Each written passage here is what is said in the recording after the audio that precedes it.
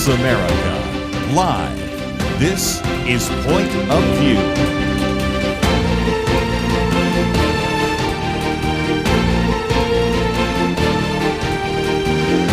And now, Kerby Anderson.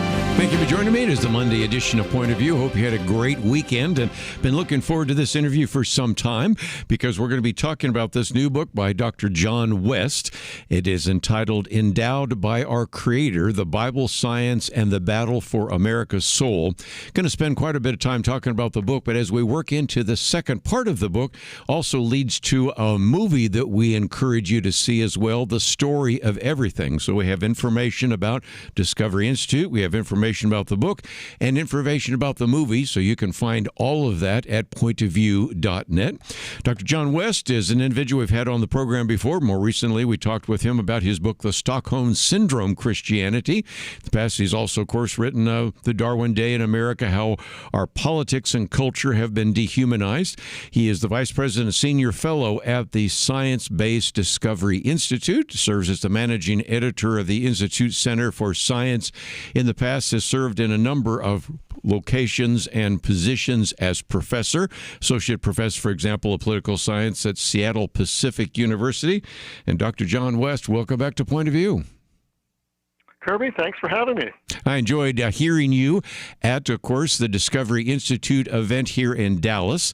And this book, I think, when we heard you speak, was on the first part about kind of history and philosophy. But before we're through, we're going to talk about science and scientific racism and the whole bias that we see there, as well as it kind of leads naturally into this movie, The Story of Everything, doesn't it?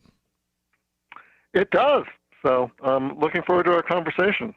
Well, let's talk about this idea of America's founding. First of all, people are going to enjoy reading this because not only do you give us some of the history of the Declaration on America 250, but you've got lots of great pictures, some of which I've seen, many that I have not, which talk about the significance of the Declaration of Independence, pictures of people like President Coolidge, placing him there, pictures of what was happening when we were actually trying to encourage people, especially during the bicentennial, to actually read this document. But in some respects, you wanted this to begin our conversation about how we started with an assumption that we were created in God's image. But by the 19th century, especially Charles Darwin, we moved away from it. So first of all, let's, if we can, maybe come back to why this is so significant, because I refer to oftentimes as the Declaration as giving us the why of American government, and then the Constitution gives us the how of American government. But you recognize that when Thomas Jefferson and the other individuals as part of that committee put the Declaration together, they were drawing on many other sources, weren't they? Definitely. And in fact, Jefferson himself basically claimed no originality for the ideas. He said he was trying to express really the common sentiments of Americans at the time and really the great tradition of liberty that had been developing that certainly I would say that the Bible played into a key role, and also others. And so, yeah, no, they were trying to express really their common sentiments of the time. And I do think, I like how you put, the Declaration providing the why and the Constitution the how. For well-attuned people here may have seen over the past week, there's some controversy online and discussion back and forth about Justice Clarence Thomas, who gave a really splendid speech at the University of Texas, Austin, just a few days ago, where he made that same point, which is that the Constitution is really important because it implements things, but if you want to understand why it's implementing things and what it's actually implementing and the reasons for it, you need to go to the Declaration. And I think that is, we've actually seen, as I talk in my book, an attack really on the founding principles of the Declaration on both left and right. And on the right, it's manifested itself in some on Christians, conservatives, which I would account myself one, but people saying, oh, we're not, America really isn't based on a creed, we're based on blood and soil. That, if Yes. you're a Christian and you came from Europe, then that makes you an American and nothing else. And That's actually not the view the founders had, even early on, and it's not the view that I think really expresses the ideas of America. I think G.K. Chesterton, who wasn't even an American, got it right in the 1920s when he visited America and said, America is really the only nation he knew about that was based on a creed. And he actually talked about that Declaration of Independence, that all men are created equal, endowed by their Creator with certain inalienable rights, and among those are life, liberty, and the pursuit of happiness. And basically, it's because of that just governments have to be based on the consent of the governed. And I think we as Americans are selling ourselves short if we don't recognize the uniqueness of that, and also if we want our country to continue just how imperative it is that we teach this to our kids and that we ourselves understand what it means. Because there's a lot of confusion today about what, even ideas like all men are created equal. What does that mean? Because people recognize that humans have lots of differences and we're not equal in a lot of ways. And that's true. And certainly America's founders understood that. That's not what they were getting at. And so I think that we need to, one of the hardest things to do is not just founding something, but perpetuating. Yes. This was actually a point that Abraham Lincoln made in one of his famous speeches, that, you can found something well, but then how do you pass it down to the next generation? I think that's the question we're facing right now in America. I think so. First of all, I might just mention that I'm holding up our booklet that we made available recently on a biblical point of view on the Declaration, and I open with the G.K. Chesterton quote, and that's the first quote in, of course, your first chapter. But let me, if I can, maybe talk about the fact that, and I'll hold up another book, this one by Walter Isaacson, The Greatest Sentence Ever Written, because in some respects, when we look at it now, we hold these truths to be self-evident. Originally, Jefferson said, we hold these truths to be sacred, but you're laughing because I suspect you're familiar with the book and probably cite it as well. Actually, I'm laughing because Walter Isaacson is produced one of the worst books about the Declaration of Independence. So he argues, and unfortunately, some Christians, like very distinguished Vishal Mangalwadi, who I love, but have bought into this, and it's a historical myth. So he points out, yes, in one of the drafts that originally it was, these truths are sacred and undeniable. And then it got changed in the drafting process to, we hold these truths to be self-evident. Right. And Isaacson's claim, and the claim of many secularists now, based off of Isaacson, is that, that change indicated that the founders were rejecting the idea that these ideas were somehow consonant with Christianity or had a Christian influence on it, and that they were just going for rational, secularist science, and that Ben Franklin was responsible for that. Yep. Well, as I deconstructed my book, this is just false on many levels. Number one, we actually don't know who made the change. In fact, there's a dispute among actual scholars. The penmanship may well have been in Thomas Jefferson. So we don't actually know who made the change. So this whole story is premised on, Ben Franklin was commandeering the process, which is also kind of ridiculous because Thomas Jefferson was not a Christian. I mean, he believed in God, but he was also Unitarian. So we'll take a break and we'll come back and talk about some of the Christian influence. But again, thought I'd get the conversation started, and I think I did. We'll be back right after this.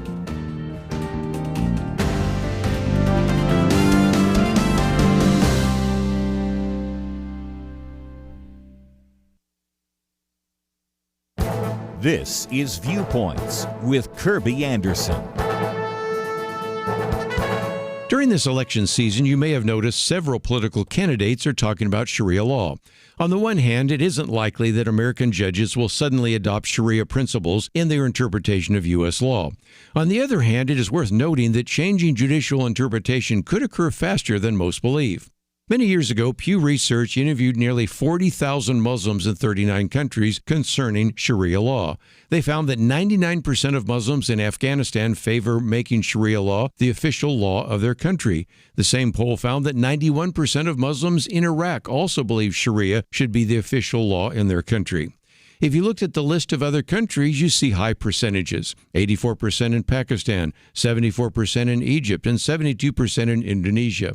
In nearly every country surveyed, you had a substantial majority that believed that Sharia law should be the official law of their country. Obviously, the percentages in the U.S. were different because, number one, there are fewer Muslims in America, and number two, many Muslims have been willing to accept American democratic values. At least one recent poll discovered that 39% of American Muslims do believe we should implement Sharia law, and there is some evidence it might be happening in a limited way. The Center for Security Policy found a significant number of cases of Sharia law being allowed in the U.S. courts. Now, some of these were appellate published cases, and granted they're not major cases, but they still illustrate the willingness of some Americans, both Muslim and non-Muslim, to accept some aspects of Sharia law. That is why you will be hearing political candidates talking about it this year. I'm Kerby Anderson, and that's my point of view.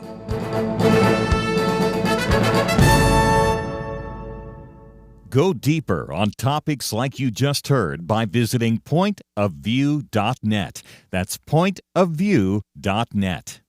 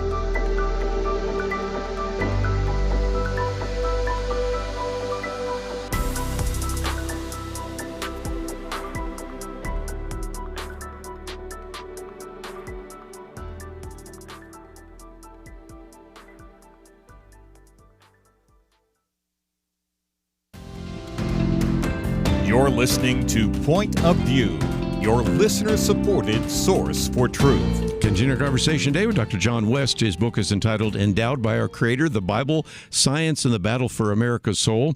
And John, I thought it would be good to come back and explain that there are a lot of Christian sources, obviously, for the Declaration, whether it's John Locke or William Blackstone or going all the way back to Lex Rex and Samuel Rutherford, but not to mention the fact that even as you read through that, we talk about the laws of nature and nature's God.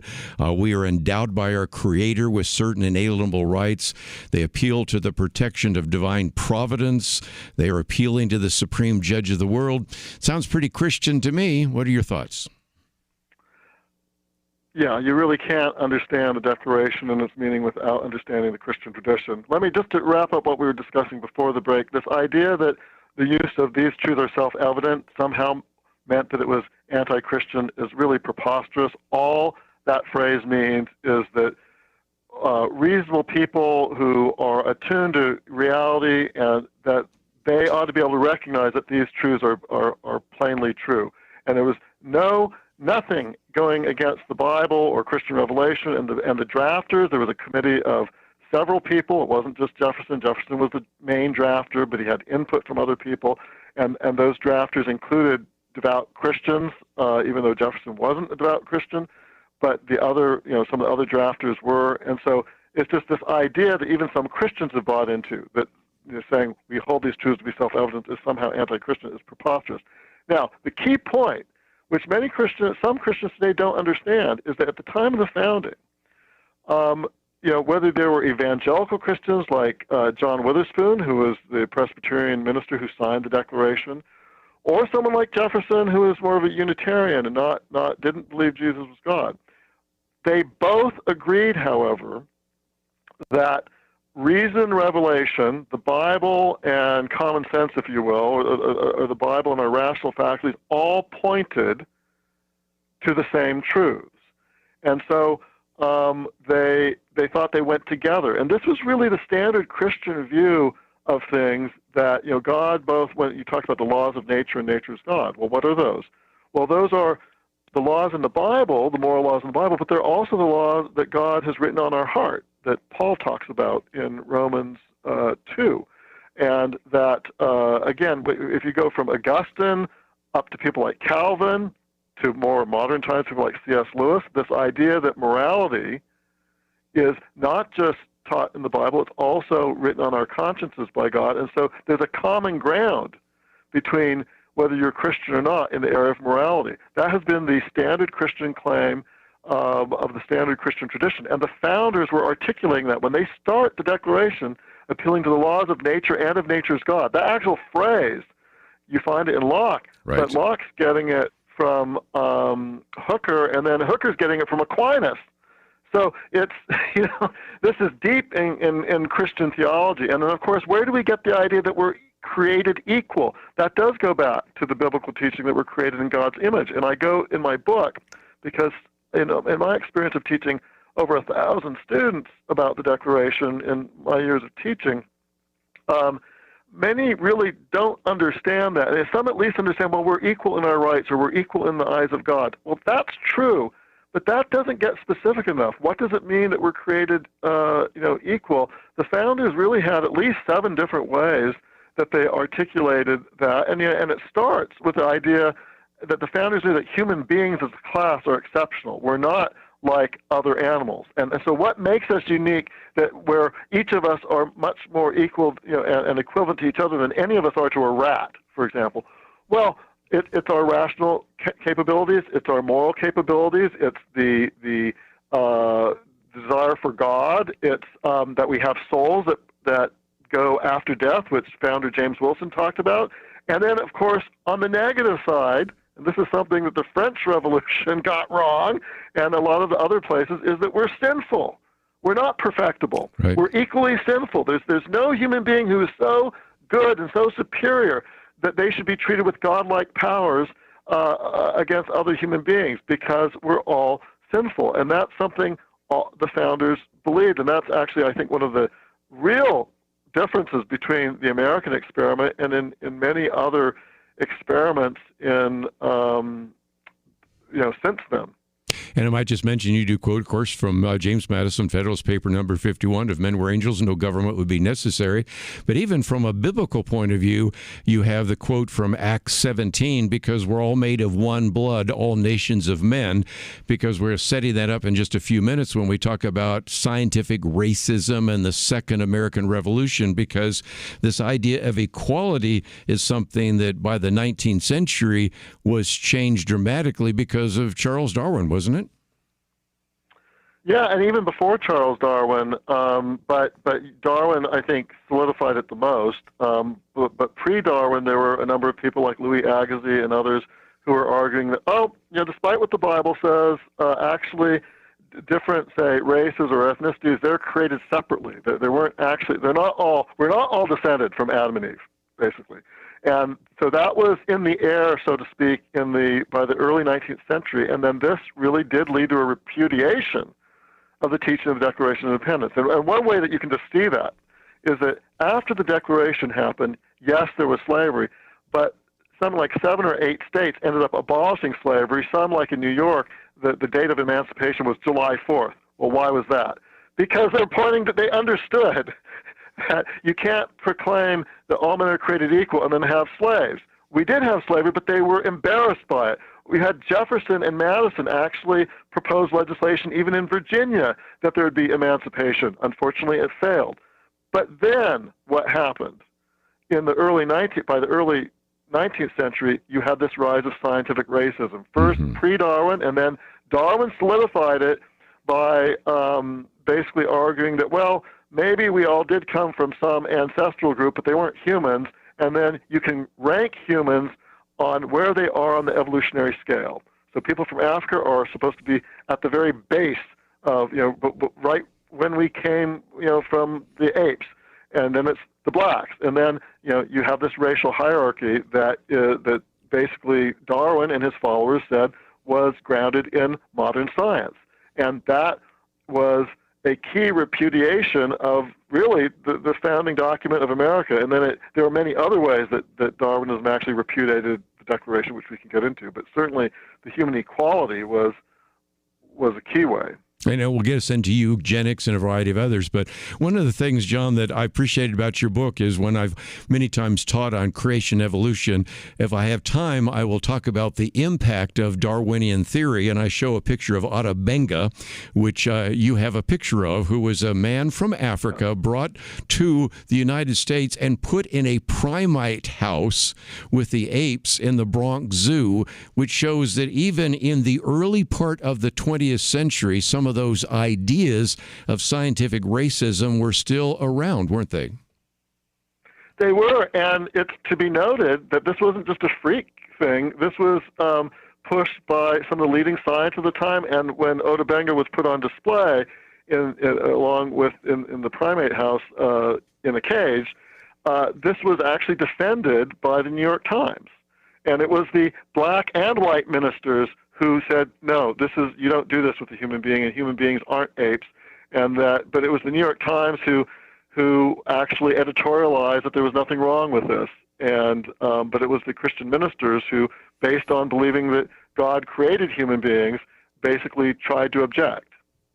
We're going to take a break, and when we come back, I want to get into this whole idea of the Scientocracy and the whole development of eugenics and where some of this came from, because once you put your mind to reject the idea of a creator and that we are endowed by a creator with certain inalienable rights, once you no longer believe that all men are created equal, you begin to head down that road. And this is why I would certainly want to recommend this book, because it's 200 pages, but about 150 pages of content, and then whole sections on resources for digging deeper, because that is important, and then lots of endnotes, because I guarantee you, as you start reading through this book, there are going to be a few times you're going to say, I have never heard that. Is that really true? And all sorts of issues related to that.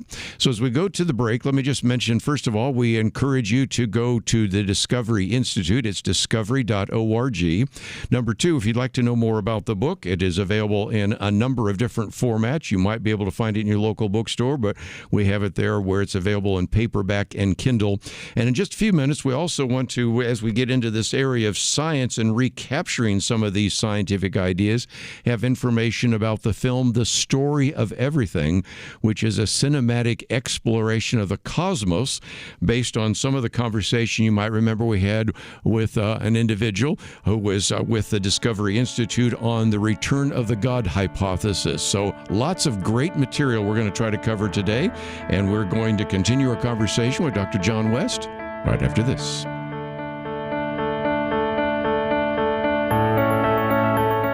Have you ever met a child you knew would do great things? They displayed remarkable imagination, understanding, and a zest for learning. Now imagine someone takes that child and instead of fostering their potential with a real education, they feed them nothing but lies.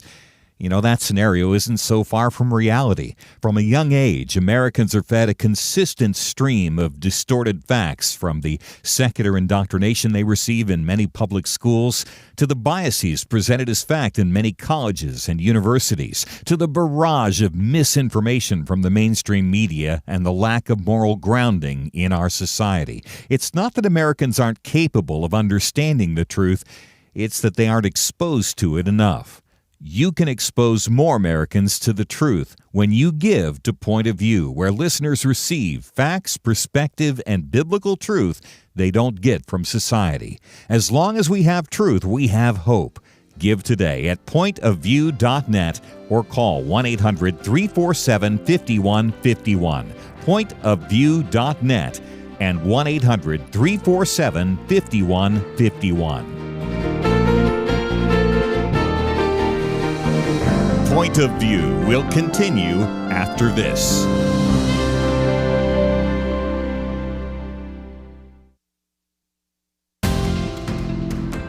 You are listening to Point of View.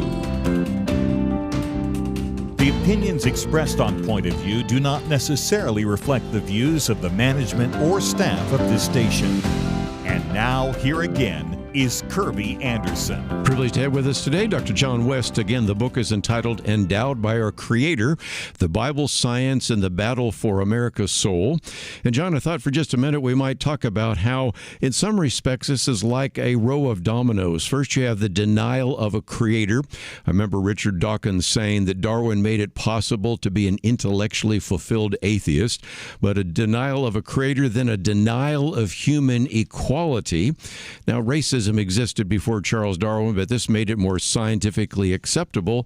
And then also this idea of denial of human exceptionalism. And those three denials you talk about in the middle part of your book are key to understanding what unfolded during the 19th century, isn't it? Very much so, and especially by the end of the 19th century, going into the progressive era in the early 1900s, where we have a complete sea change in the purposes of American government and the rise of what C.S. Lewis called scientocracy. And there definitely was a change, and those denials were at the core of it.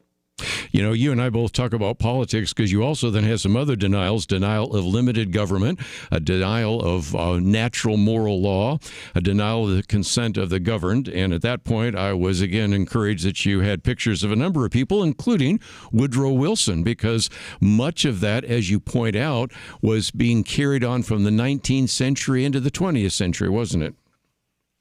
It was, and I'd say if anyone was intrigued by Justice Clarence Thomas's, again, his speech just a few days ago, where he highlights the repudiation of the Declaration by people like Woodrow Wilson, read my book and get the backstory. I mean, Justice Thomas's speech was great, but if it whetted your appetite, if you want to know what happened and why, read my book.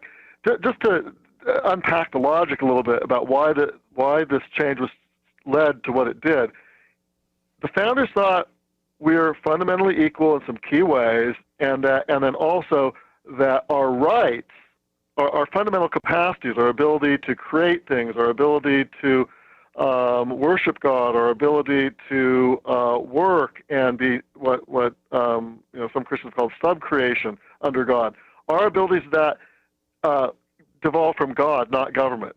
That's what they meant by unalienable rights. These derive from God, not government. And that means that no government can rightfully take them away from us.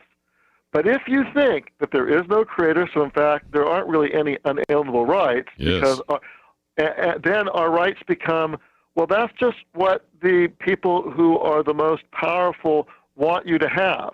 And in fact, by the end of the 19th century, you had all of the academic political scientists, of which Woodrow Wilson was one. He was later president, but he first started off as a political science professor. They say, oh, we don't believe in those. We know in 1776 they believed in unalienable rights given by God, but we don't believe that anymore. Rights are simply what, and they're really explicit on this. And again, if people doubt this, read my book. They'll get chapter and verse. They were really explicit that, no, rights are just what those in charge grant you with that they think that you merit at this time. And that can change. They could limit it. So there are no fundamental rights. There are no limits to government power. And then beyond that, if people are fundamentally unequal, well, then that's how you get scientocracy. The founders said government had to be based on consent of the governed, because if no one is so superior to anyone else, then you have to govern them by their consent. But if there are people who are so superior that they're godlike powers, basically those who are scientists or quasi-people speaking in the name of science, then, well, they have the right to rule. And that's where you get the modern administrative state, where you basically appoint unelected bureaucrats in the name of their scientific expertise, and that they're the ones who are supposed to rule us, not our elected officials, because they're stupid. They're just elected by the stupid people. But it's the unelected experts. And that is the vision of government that Woodrow Wilson and his compatriots proclaimed. And it flowed directly from their repudiation of the truths of the Declaration of Independence. And I think you've done a great job explaining that, how we have this rise of the bureaucracy and the deep state and the rest. But some people might now say, okay, I'm depressed. Can you help us out? And that's because you have a chapter on Return to the Future. And a couple of books you mentioned. Let me hold this up for those of you watching online. This is the book by Stephen Meyer, Return of the God Hypothesis, which you talk about. And to be fair, let me also mention another book, which I have. You can see I love all these books. Of course, we've interviewed them. and this one by Michael Egner, The Immortal Mind. But let's talk about that, because all of a sudden, the argument was by the turn of the century, Marx, Freud, Darwin, they've explained everything. And so all the great questions that we ask, which we thought Christianity could answer, now those were answered by these atheists. But it turns out that science took an unexpected turn, didn't it? It did. And to explain that, let me say something that I don't think we've actually discussed here yet, which is the point of my book is, first of all, at the time of the founding, that the founders believed in that there was an actual creator who gives us rights and things. That certainly did flow from a biblical perspective. But they also thought that the science of the time of the founding established that there was a creator. All the founders of modern science, whether it be Sir Isaac Newton, Robert Boyle, all of these people thought that nature provided concrete evidence that there was a creator. So when the founders of America said all men are created equal, endowed by their creator, they weren't just making a faith statement. They were also, and of course I think the Bible provides good evidence of things, but they weren't just saying that, well, that's because of what the Bible says. They also thought that nature herself, and the Bible itself teaches this, pointed to God. And if this actually amazed me, because I've studied the founding, but to write this book, I read more deeply on what the founders said about what is often known as natural theology, how nature herself points to God. And it turned out that founders like Benjamin Franklin were reading these scientists in England, among other places, who were making these arguments that science itself points to a creator. And so what I would say, that's one of the key things that people don't understand, is that the founders actually did draw on early modern science to actually support their belief in a creator. So it wasn't just they weren't just making an abstract statement that was just philosophical. They thought it was really pointing, reality pointed to that, and nature pointed to that. So now we skip ahead after the detour from Darwin and the atheist materialists trying to hijack science. The great thing about today, the good news, if you will, is that science is going back to those original ideas of the founders of modern science. That science itself is showing that there is a beginning to the universe. Well, that requires a creator. That there are things that are fine-tuned to allow us to exist at all, again points to a creator, and that human beings are unique. So some of the things, the books that you talked about by, my colleague Steve Meyer, my colleague and friend, and then Michael Egner about, scientific evidence that we have an immaterial soul that survives death.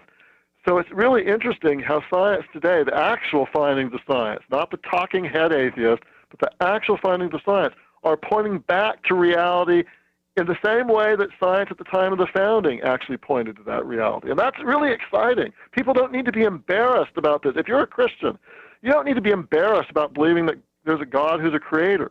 And you shouldn't allow anyone to intimidate you to thinking, oh, well, that's your fairy tale faith belief, and, but science has refuted that. No. Reality points to the truth, and that's certainly true of modern science, and it's getting harder and harder for the old-time religion atheists to try to keep hijacking science, and that's exciting. I might just mention, too, as we're going to a break, and we'll come back and get into some of the other aspects, that one of the other tremendous benefits of your book reminded me of some of the things you've published in the past with Jonathan Wells on the icons of evolution. In one of those, you dismiss this myth that there's really only 1% difference between humans and chimps, and take on a couple of these other myths that are there, plus, of course, present the positive information as well about the case for an immortal soul, the neurosurgeon's case for the existence of a soul, and of course all the material that we've talked about in terms of where science is really beginning to come back to what was very much the teachings of many of those great scientists, whether it was Francis Bacon or Isaac Newton or a variety of others. You've got some great pictures of some of those individuals. So I thought we'd take a break and then come back and talk about, well, what does this mean? And that's a very good tie to this other film that we are encouraging people to go through. And John, one of the things we do so often is when we see a good film, we encourage people not only to go to the film, but maybe even get their friends to come, maybe even see if a Sunday school class could rent out the theater. And coming on April 30th all the way through May 6th is The Story of Everything. So when we come back, I thought we might talk about how, in some respects, the last part of your book fits very well to that film. And since you, of course, have seen it, you can speak to that. I've watched the trailer, and I'll also have a place where people can watch the trailer on our website. So let's take a break. We'll come back and continue talking about Endowed by Our Creator, but also this new film coming out, The Story of Everything, a film I know you'll want to see. And we'll talk about that right after this.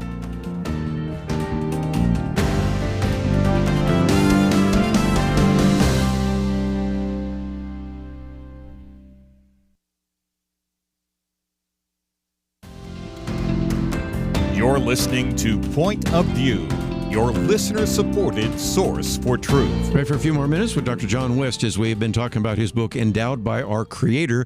I just mentioned that it has been endorsed by all sorts of people I've had on this program, Newt Gingrich and former Senator Sam Brownback and David Limbaugh and George Gilder and Bill Dembski, including Dr. Mark David Hall, who we've just had recently on the program. And when we come to the film, The Story of Everything, we have a place where you can watch the trailer, and also there's a great endorsement from our friend Lee Strobel, who's been in studio with us many times. And this is an attempt to take some of these very important principles, for example, in Stephen Meyer's book and other books as well, and really set forth the fact that science today really does emphasize the fact that the Christian message is true, that we are indeed endowed by our Creator.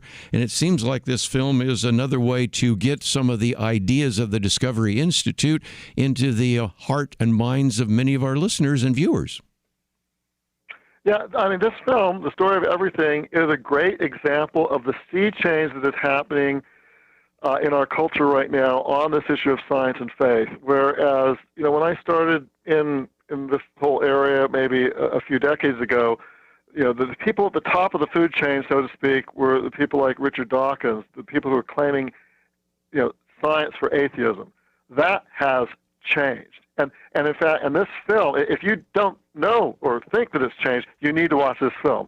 And this film, by the way, is the perfect film to take. If you have kids who have lost their faith, if you have friends who are mixed up, they don't really think, well, that's nice fairy story that you believe, but I don't really think that there's necessarily evidence for any of that. Invite them. This is not a culture war film. It's a film about exploration. It's not going to bop you over the head with a sledgehammer, but it's the perfect film to bring people who don't really know that God exists yet and who are muddled or need it to. And so please think about doing it. And it's getting attention. So just last week, there was a major review of this in the Wall Street Journal. That actually, I love the phrase that the reviewer used, the sheer nerve of the thing, which was pointing out, and this was not being negative. The guy liked the film, but the nerve of it in actually going after these scientific atheists, and he pointed out how the film actually gives clips of where you can see Neil deGrasse Tyson and these other people recapitulating their same old, and how it becomes apparent by the end of the film that they have not been keeping up. They have not been keeping up with the science actually shows. And again, I might just mention that some of the individuals that are in the film are people we've interviewed. Of course, we mentioned Steve Meyer, I just mentioned Lee Strobel, but John Lennox, Jay Richards, of course, we've had him on before. Timothy McGrew, we've had him in studio a number of times. Dr. James Tour, as well as a couple of other individuals that are associated with the organization. And this is one of the reasons why I really encourage people to find out a little bit more about the Discovery Institute. And we have a link to your website, but if you could for just a minute, talk about how we can use this, because again, you have devoted 150 plus pages to the book, but you've devoted a whole section on resources for digging deeper and endnotes. It does seem to me that this could be a discussion. Yesterday, John, I was at a dinner, and the person sitting across from me says, you know what, and he was just reading one of your latest books from the Discovery Institute, and he says, we get together, we both read the book, and then we get together and discuss it. And it does seem to me that as much as people can benefit by reading your book individually, I think this could also be a discussion point. Certainly this film could be a discussion point that you could gather together after the film and talk about what you've learned. So can you give us some ideas on how we can use some of the Discovery Institute resources in an effective way? Oh, yeah.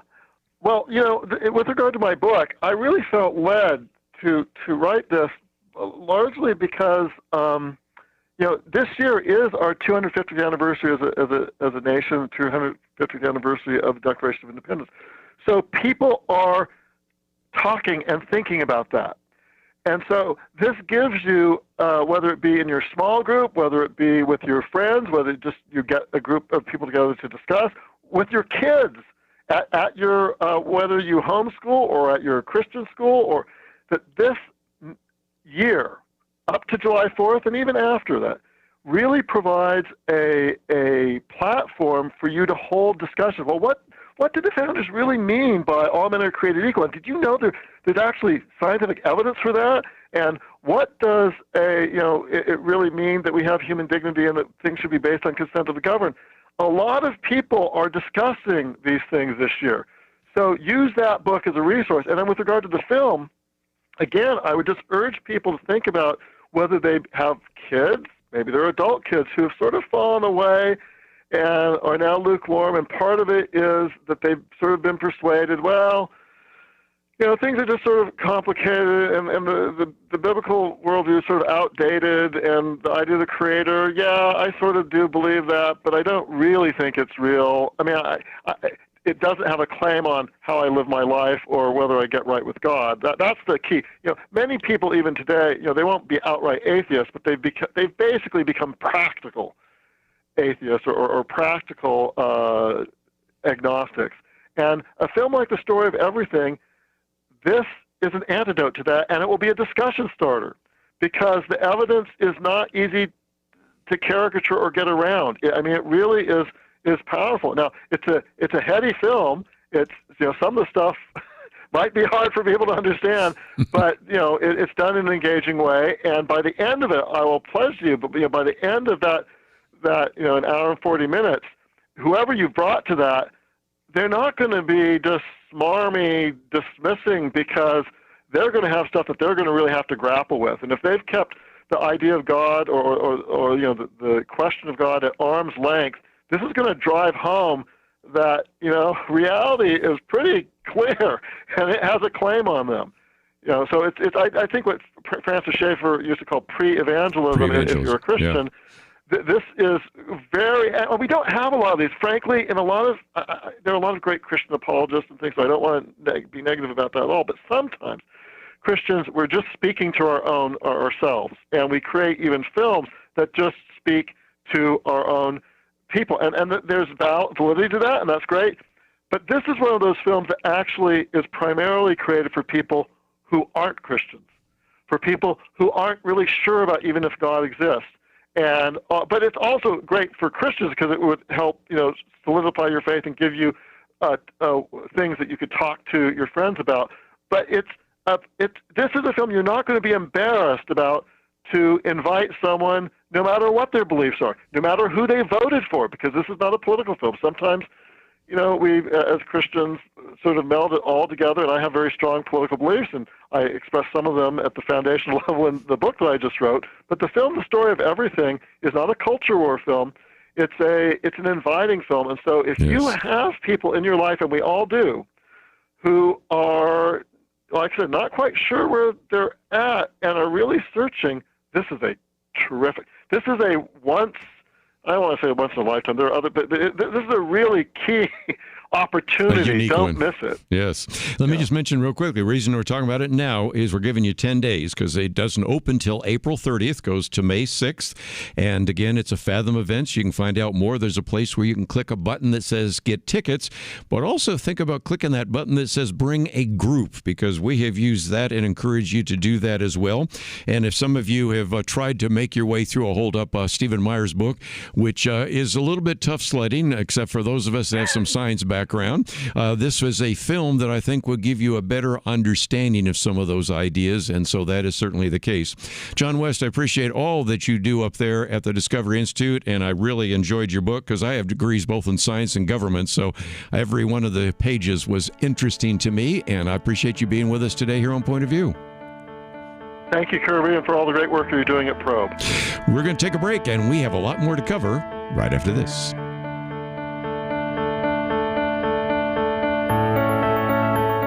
Many years ago, they began saying that we live in the information age. Well, today there is so much information coming at us from every direction.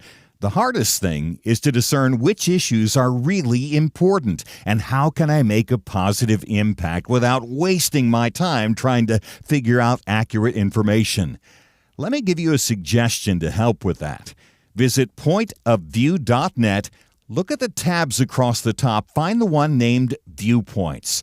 Kerby Anderson and others on our team are constantly watching for news to identify those issues that you really need to know about. They boil things down in a brief summary, and then you can decide if it's something on which you want to learn more and get involved. Again, when you go to pointofview.net, click on Viewpoints, you'll see exactly what I mean. You'll see the issues that we are covering right now. And when you like what you see, I honestly think you will, you can slide on over, enter your email, and get them automatically sent to your inbox each day. That's it. Take a minute now, be informed. Pointofview.net, click on Viewpoints. Point of View will continue after this.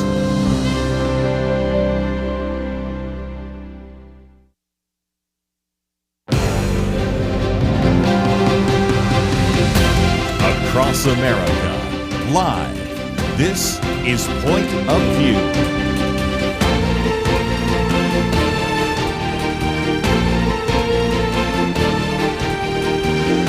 And now, Kerby Anderson. Second hour today, we're going to get into all sorts of issues in the news. If you'd like to join us at any point, 1-800-351-1212. Let me just real quickly mention, in a very sad note, this individual that killed 7 of his children, as well as an 8th child, and wounded others in Louisiana. Just another one of these very tragic stories. They say we don't know what the reasons were, the motive. Well, the motive was to kill people, but the real issue was maybe some domestic issues. But it's just always so sad to hear those stories, but I did want to at least acknowledge them, although there are certainly many other things we need to talk about that are going to affect you and your family.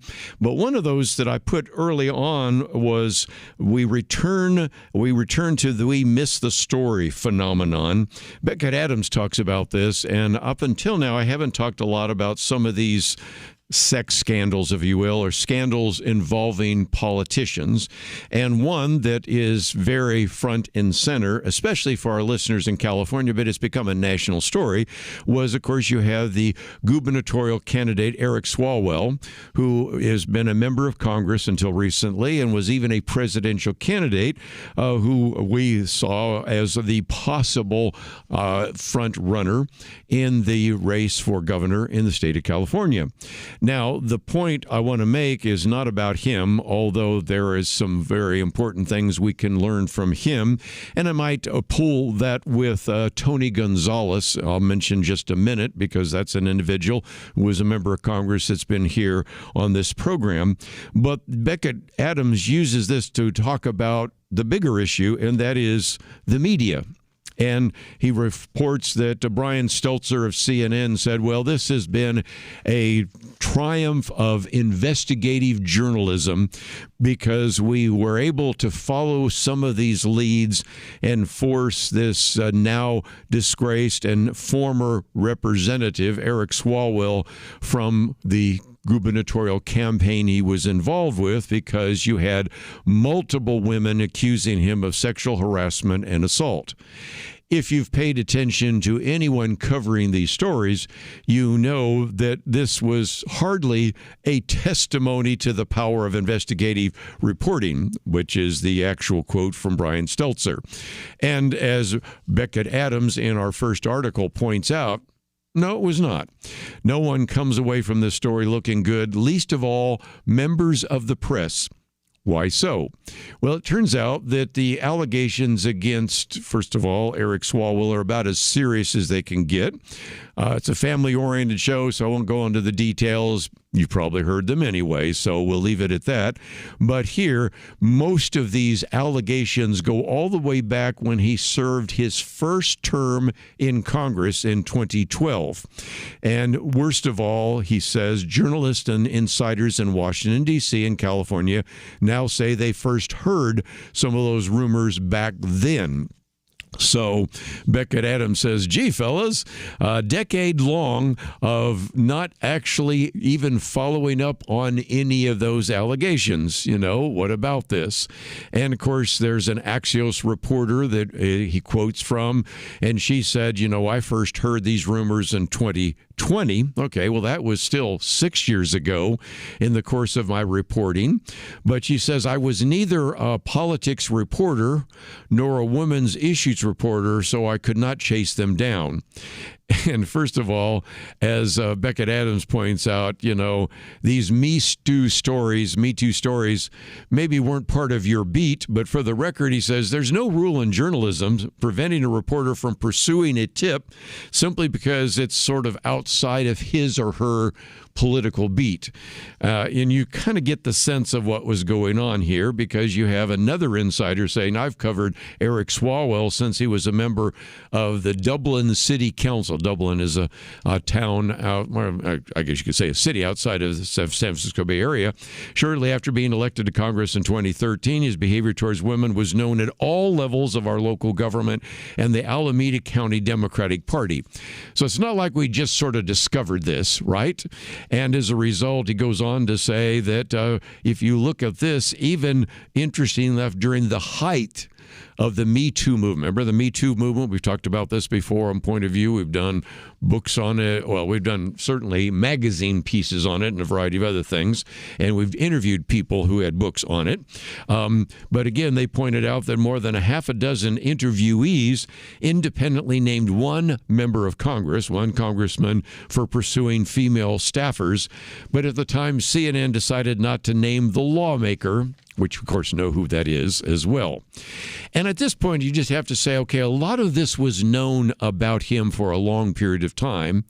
And yet, let's, if we can, compare this to another sexual scandal, and that involves Representative Tony Gonzalez, who also is no longer in Congress, but is an individual who almost, because he was a Republican, we knew about some of his issues very early on, and here we knew very few, if any, of these of Eric Swalwell.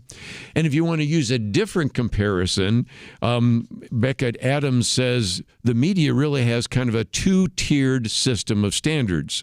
It had no problem, he says, legitimizing even anonymous allegations against Brett Kavanaugh, who, of course, now serves as a Supreme Court justice, but passed on reporting far more credible allegations about Eric Swalwell, claiming a lack of corroborating information. Of course, they had no corroborating information about Kavanaugh, but nevertheless, that is the case. And so the point he's making is, look, the press didn't suddenly crack the Eric Swalwell story. It languished for years, despite what reporters themselves have now admitted was an open secret. And Beckett Adams reminds us, it reminds you a little bit of another Democratic issue, and that is many individuals who were Democratic leaders knew that President Joe Biden was not up to all of that he needed to be as president mentally, but there was an unwillingness to talk about any of it. And then, as he points out, quote, Biden himself removed all doubt to his mental acuity or lack thereof, and the same press decided it was once and for all the time to tell the truth about Biden's decline because it could no longer be ignored. And so, again, the press simply didn't report, he says, on the Swalwell business until it suddenly could. And then Eric Swalwell, when he became a problem in the California gubernatorial race, the next thing you know, those rumors that no one could confirm, they showed up in print. And all of a sudden, it was 7 terms in Congress, nearly half dozen victims, and perhaps one spiked investigation, which we mentioned just a minute ago, in 2020. So it's just a reminder of how the game gets played sometimes, and certain individuals are protected. There have been others that have even been in the Democratic Party that have said, look, they've got all sorts of goods on all sorts of other individuals, sometimes in leadership, and those are a way to kind of keep them in line. But if ever the particular individual, politician, begins to be maybe dispensed with, that's something they can take care of within a relatively short period of time. Thus, I thought at least we might talk a little bit about the story of Eric Swalwell. I'll be right back.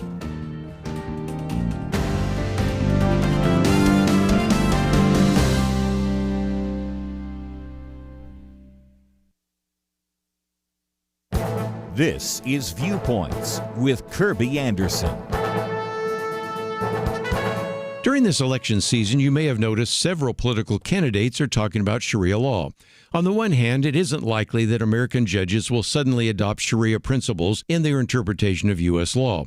On the other hand, it is worth noting that changing judicial interpretation could occur faster than most believe. Many years ago, Pew Research interviewed nearly 40,000 Muslims in 39 countries concerning Sharia law. They found that 99% of Muslims in Afghanistan favor making Sharia law the official law of their country. The same poll found that 91% of Muslims in Iraq also believe Sharia should be the official law in their country. If you looked at the list of other countries, you see high percentages: 84% in Pakistan, 74% in Egypt, and 72% in Indonesia. In nearly every country surveyed, you had a substantial majority that believed that Sharia law should be the official law of their country. Obviously, the percentages in the U.S. were different because, number one, there are fewer Muslims in America, and number two, many Muslims have been willing to accept American democratic values.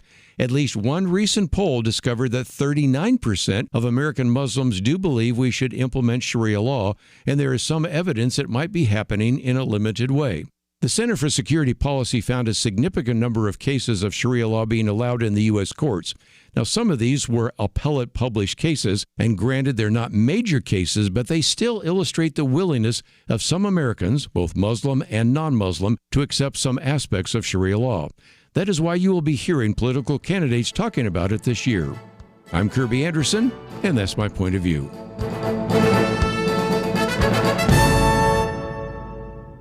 Go deeper on topics like you just heard by visiting pointofview.net. That's pointofview.net.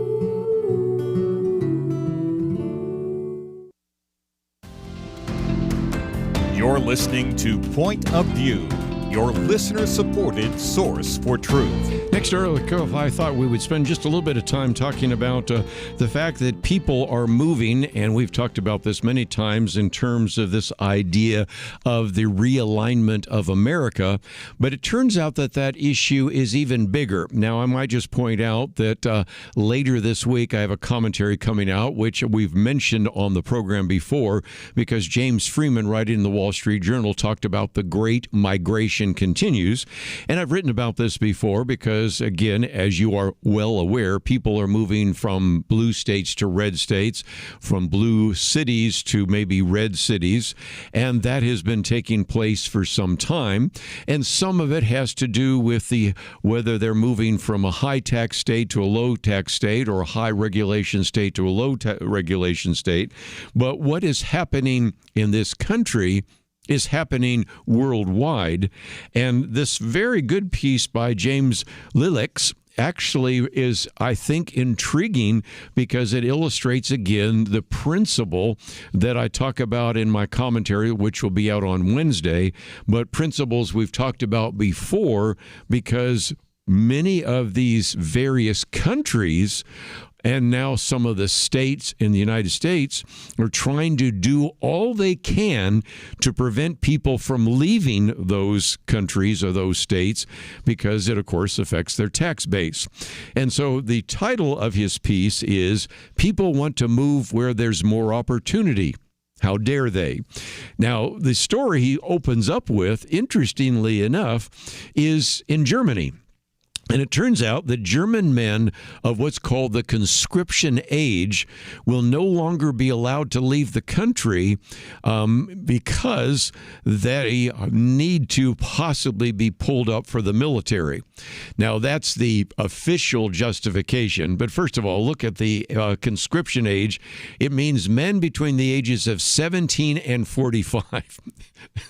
Does anybody seriously, please, assume that somebody that is like 44 years old is going to be drafted into the German military? Okay, I think you can right off the bat see this has almost nothing to do with the military. By the way, how many people are serving in the German military right now? I don't know that I've seen just vast numbers of them involved in the war involving Ukraine and Russia.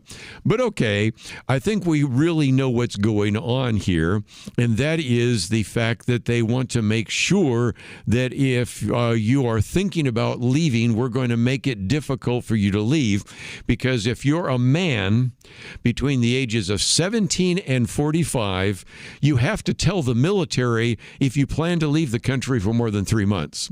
And I think what this really means is that they are concerned about the fact that it just is beginning to be more and more difficult to live in Germany with all the regulations and the taxation and all of that.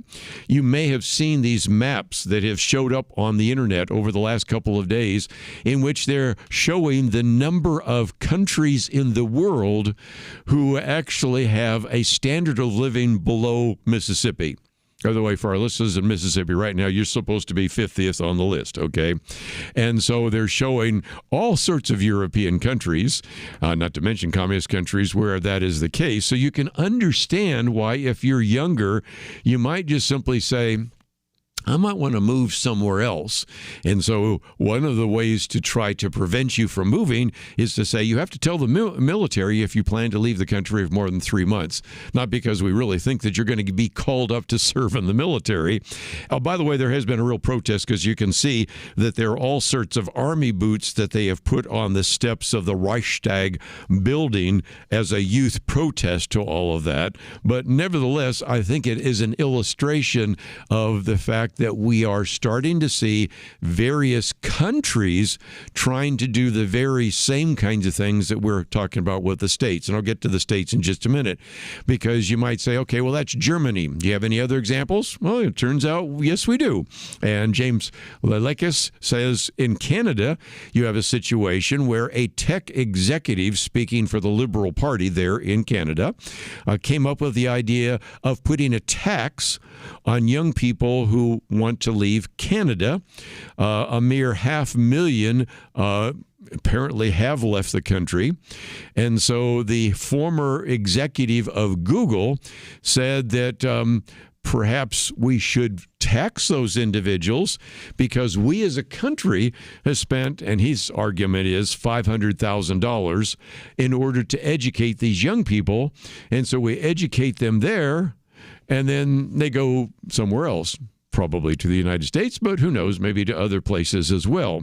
And so one of the pieces that this article points out is that he, though currently lives in London, he has a Canadian passport, and as a result, you can see that even he has left the area. And the current prime minister, up until recently, really wasn't necessarily a Canadian all the time. But that's kind of the argument here. And so it's quite probable that that may not happen. But as the author points out, Canada already has what are called exit taxes, which are nothing but punitive. But like the German story, it's a sign. Many nations believe that they've been doing everything right, and they just can't understand and are quite frankly very offended that some of these young people long for fertile green pastures where the opportunities are greater and the state cannot extract half of their income from, and he puts down, I love the line, welfare, windmills, and bike lanes. And so, of course, that now brings us back to the United States. Because if you look at some of the blue states right now, you know exactly what's going on. For example, let's pick on Washington State. Up until now, of course, we usually picked on California, Illinois, New York, whatever. But Washington State, interesting enough, is now considering an exit tax on any rich people that live. And, of course, you have to have an income over $1 million.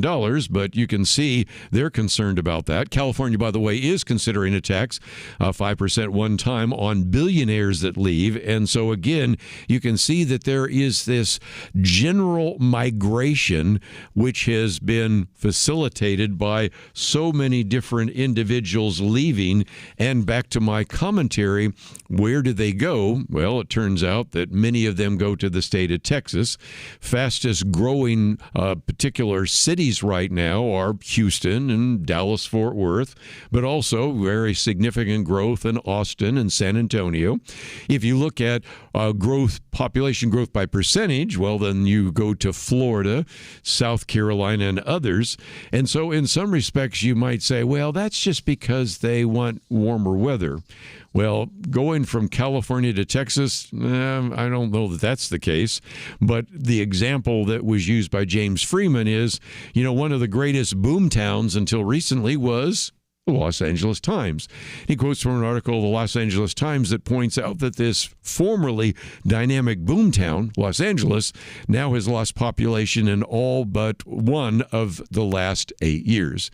And I think you can see that there are a lot of factors, certainly taxes, regulation, a variety of others are very important issues. And I thought it would be interesting for you to see this piece to recognize that not only are various blue states wanting to try to prevent people from leaving or taxing them if they do, we're starting to see various countries doing the very same thing. When we come back, we'll get into some other issues, but I thought I might just mention that we have been encouraging you to contact your 2 United States senators, and we have our Take Action item today, Support the Safeguarding Women from Chemical Abortion Act, which was put forward in Congress, and we are encouraging you to see if your member of the 2 members of the United States Senate either are already co-sponsors with Senator Josh Hawley on the Safeguarding Women from Chemical Abortion Act, or whether or not they are not, to at least encourage them to do so. I recognize that many of you live in states where this probably is going to be a little bit of an uphill push because those individuals are not going to support it, but I think they still need to hear from you, and so we've made it possible for you to find out a little bit more about this particular piece of legislation, and we give you a sample letter that you can send to your 2 senators, and then you can maybe modify it any way you would like to do so, and then click the button that says send, and we take care of the rest of the details. If you would rather print it out, there's a opportunity for you to do that and put it in the mail. And of course, you can do all sorts of other things by maybe even encouraging your friends, neighbors, and coworkers to do the very same thing as well. So let's take a break. When we come back, I do want to talk about some very interesting things happening behind the scenes about the Electoral College. I'll talk about one of them now, which relates to this issue of migration. We'll get back to it again tomorrow in our program as well. But let's take a break. We'll be back right after this. It was not that long ago that censorship appeared to be almost inevitable. Free speech was being attacked and strangled in many places. And some of us wondered if this was the end. But now, many feel a new sense of hope, a chance for a fresh dawn. Let me caution you, now is not the time to relax. It's a time to press forward, to use this fresh opportunity to proclaim and learn how to apply truth to current issues. By the fact you're here, listening right now, that tells me that you recognize the vital role Point of View plays as a voice of truth. For more than 50 years, we've informed and equipped people who have made a real difference. And when you give to Point of View today, you breathe life into what can be a new golden era for the truth. Please, take a moment right now and invest in truth. Visit pointofview.net or give it 1-800-347-5151. That's pointofview.net. Click in now or call 1-800-347-5151. Point of View will continue after this.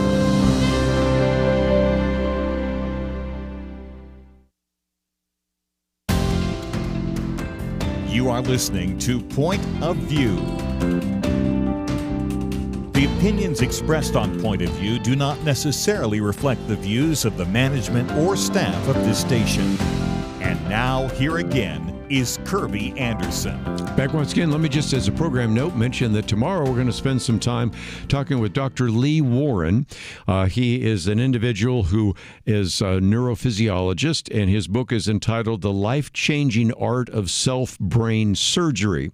Now, I've listed him and Daniel Amen together. Now, again, the foreword is by Daniel Amen, but he's given some real direction in that regard. If you're not familiar with Daniel Amen, I've been very impressed with the work he's done over the years. He's one of those individuals that says, we say all these things about the brain, but who's actually done brain surgery? Who's actually done brain scans to figure out what works and what doesn't work? And so in some respects, I think this is going to be very helpful for you and especially people that you know in terms of brain function and having brains that work effectively, and also to deal with some of the brain problems. I mean, whether it's anxiety, depression, or a variety of others. So I'm really looking forward to the conversation because what he is trying to do, as the subtitle of his book says, connect neuroscience. We just mentioned that the last hour when we were talking with John West, neuroscience and faith in a way to radically transform your life. And so some of the things that we need to address in terms of neurophysiology certainly need to be addressed with surgical work or chemical interventions and the rest. But there's a fair amount that we can and should do as Christians. So I think you're going to find this to be a very helpful conversation. And that's something we're going to be talking about tomorrow. Then we'll get back into some of the issues in the news. Now, if you were paying attention just a few minutes ago, I talked about this great migration, people who want to move where there is opportunity. And so I want to spend just a few minutes looking at the next piece. This is by our friend Joe Concha, in which he says Democratic Socialist turn is a GOP electoral college dream. Now, what he's meaning is this. We just talked about the migration, didn't we? And that is people are moving from one state to another. And he points out that if you start playing this out and then looking at the impact that some of these socialist governors and mayors are starting to have on our society, most of whom are mayors, but nevertheless, individuals that are moving in that direction, some are members of Congress and others, these are, I think, changing the electoral map, which I thought I might just mention because tomorrow I'm going to look at the other side of that because there's a very good article that appeared in the Washington Post about how Democrats are closer than you think to upending the Electoral College. Don't think it's going to happen anytime soon, but they have what's called the National Popular Vote Interstate Compact. We've talked about that before. I'll get into more of that tomorrow. But as we get into this piece by Joe Concha, keep in the back of your mind that there might be some things that would change because it's quite possible, given the way the Democratic Party right now is looking at some of these particular issues, and including the Electoral College, that could change. But at the moment, we still have the Electoral College. And Joe Concha puts it this way.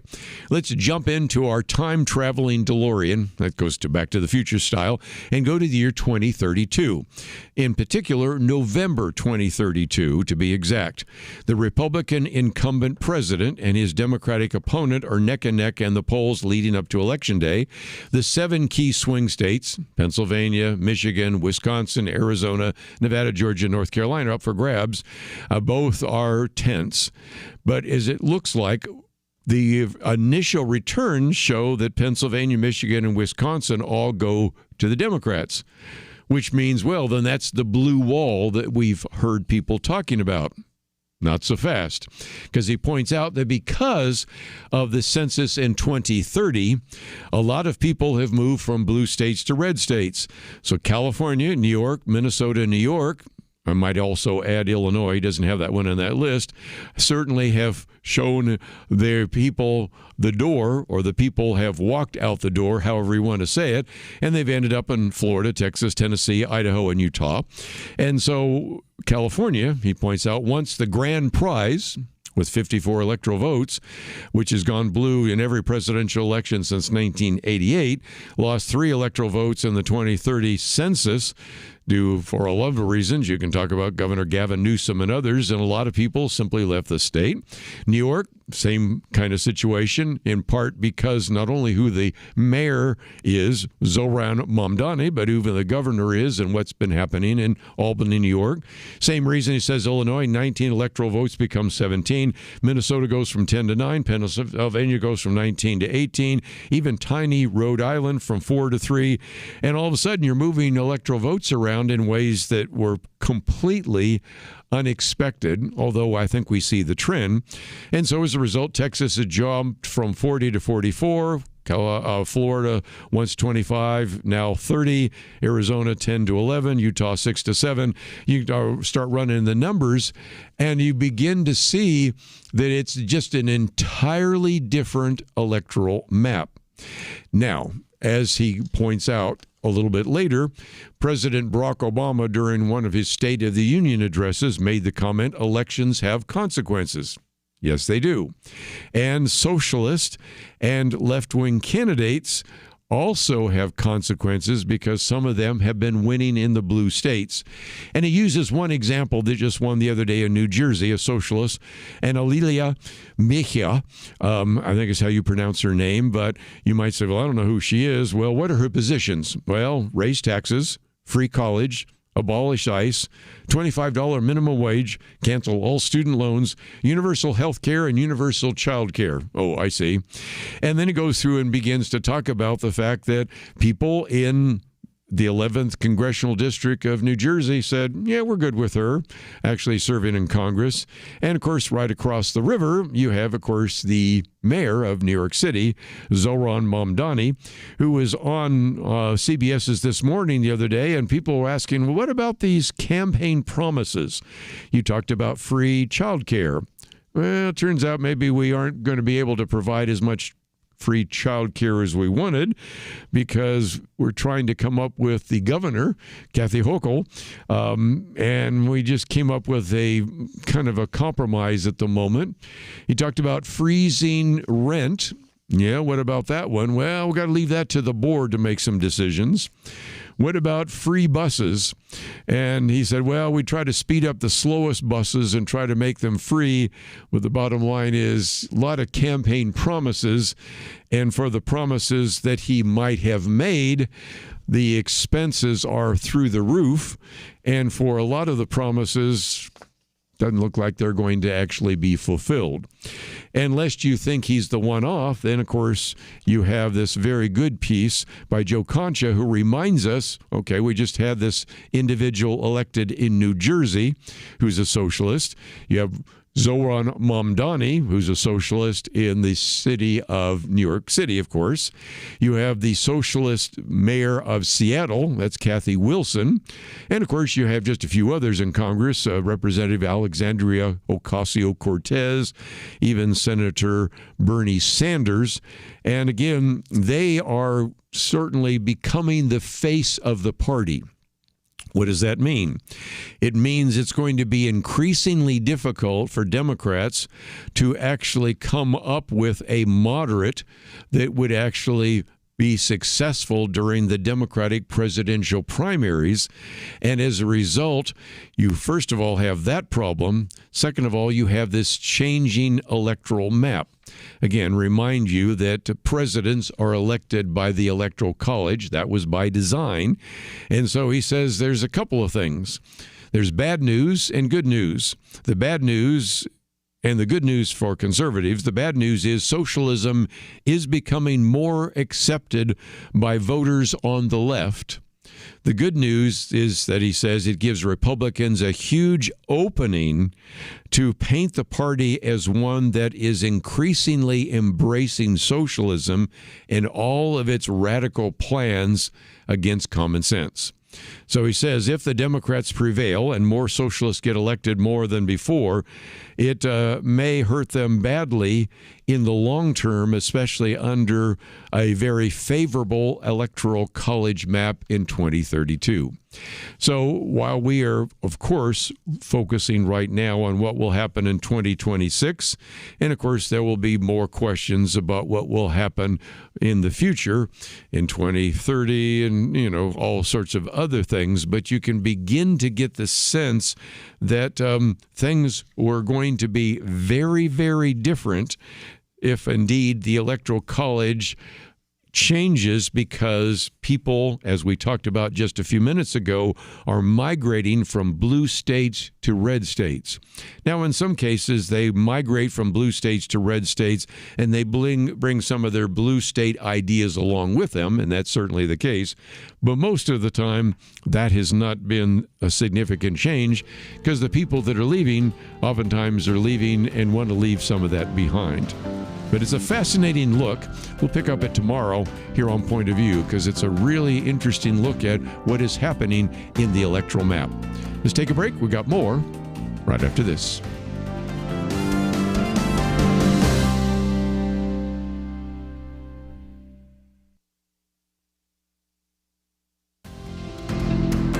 You're listening to Point of View, your listener-supported source for truth. Back for a few more minutes. I thought I would certainly acknowledge something that you are going to be hearing about, and probably first heard about it here at Point of View, and that is this week we have individuals at the Museum of the Bible, about 500 individuals that will be reading the Bible from Genesis to Revelation. And as Kevin McCullough says, we're talking about no skipping the begats, no glossing over Leviticus, no ignoring creation, virgin birth, the resurrection, the promised return of Christ. Every word public or read in view within earshot of the American people. The concept, of course, and sadly he doesn't even mention who came up with the idea. I was just reading Jim Dennison's piece. He didn't mention it either. But if you listen to Point of View, you know who came up with the idea. It's Bunny Pounds, right? And sorry, Bunny, I don't know why. This was a great vision, and you got no credit for it. I understand that. There are times when I sometimes will speak and people won't give me credit. People will quote me and never give me credit. I feel you. But nevertheless, the concept that she had, and I think the concept many people have, is that the idea of a public reading of Scripture is really important. And if you go to the book of Nehemiah, you have a place where the people of Israel gathered as Ezra, the scribe, stood before them and read the law aloud from morning until midday. They're hearing, in this case, some of them for the very first time.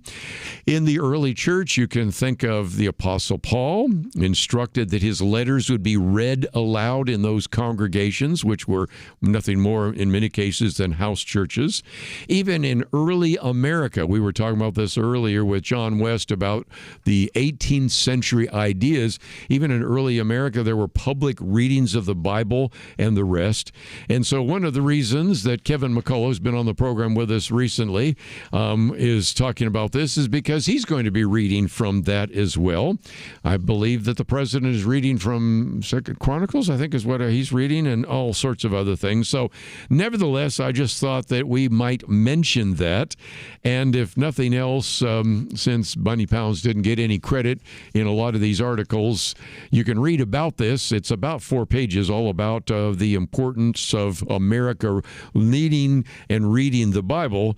But I thought I'd add the piece that you would know if you listen to Point of View, because I think the very first announcement she made on radio was right here on Point of View. So if you're hearing about people reading the Bible this week at the Museum of the Bible, you can read more about it from a very good piece by Kevin McCullough, who's been on the program with us, but nevertheless, just thought I would mention that along the way. One other thing I thought I'd mention real quickly, we haven't said much about Iran. We're going to spend more probably time later as the week unfolds, because we're kind of in this in-between time right now.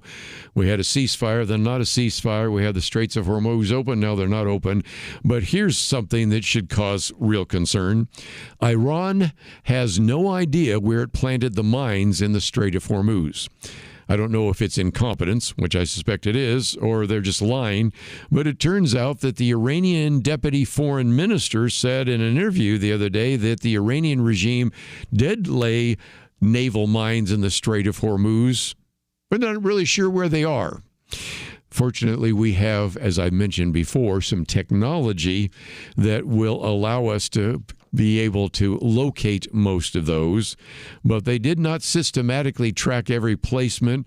In some cases, the mines were allowed to drift from their original positions, according to the New York Times. So we'll come back to Iran, but one of the deal breakers is the fact that they closed the Straits of Hormuz. The other deal breaker is they can't really tell us, that is the United States or Israel, where the mines are. So fortunately, we have some technology to figure out where those are, but it's just one of those many topics that we will certainly be addressing later in the week. But I thought I'd wind down real quickly with a piece which comes from Molly Engerhart, The Year America Stopped Replacing Itself. If you have listened to, when Penna Dexter was a host of Point of View, if you've listened to, of course, Liberty McCarter, and even I've talked about it as well, we are in a decline in terms of fertility. We had a baby boom, we had a birth dearth, and fertility is declining. And here she reminds us of something that we've been told for years, that somewhere out on the horizon, probably in 2040, something profound would happen, and that is the number of deaths in the United States would outnumber the number of births. But she says at the time, it sounded distant, almost abstract. But she says the horizon has moved a lot closer. According to the latest demographic outlook that comes from the Congressional Budget Office, which calculates these kind of things, the turning point could now happen in 2030. So not decades from now, just a few, as she says, planting seasons from now, within the lifetime of decisions we're making. And she says this is not a small shift. It is a civilizational signal. A nation that cannot replace itself as a nation that is changing at its core. We're living through, she says, a convergence of forces that are all pushing in the same direction.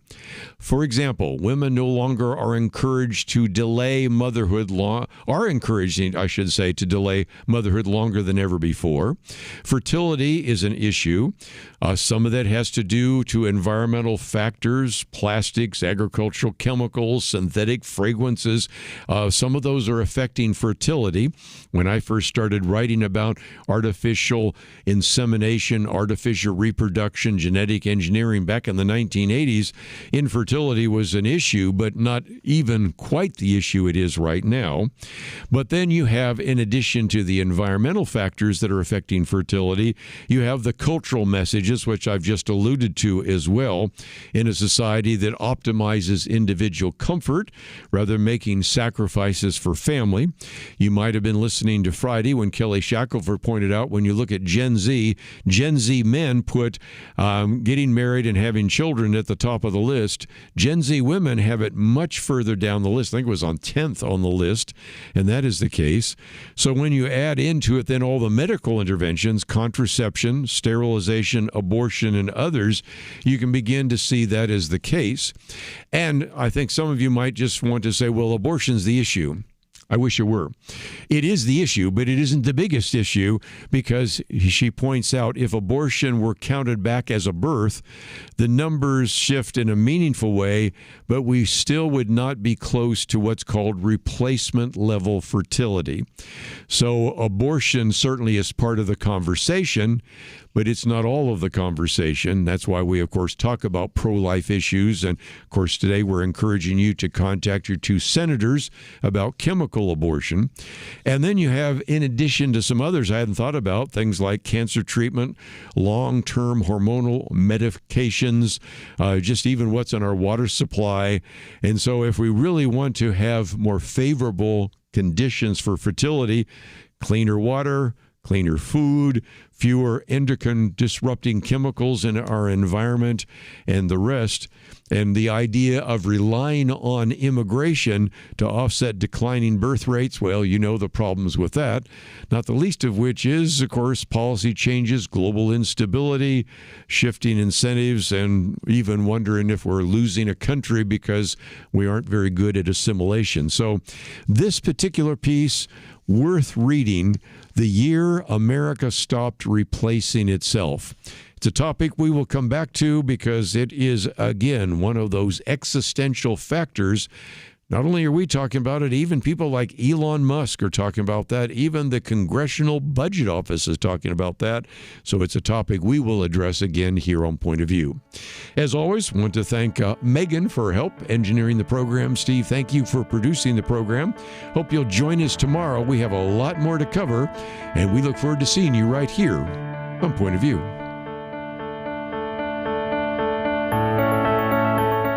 The Bible tells us not to worry, and yet there is a lot of worrying stuff in our world today. Thankfully, the Bible doesn't stop at telling us not to worry. God gives us a next step. He says we need to pray. But sometimes even knowing what to pray can be difficult.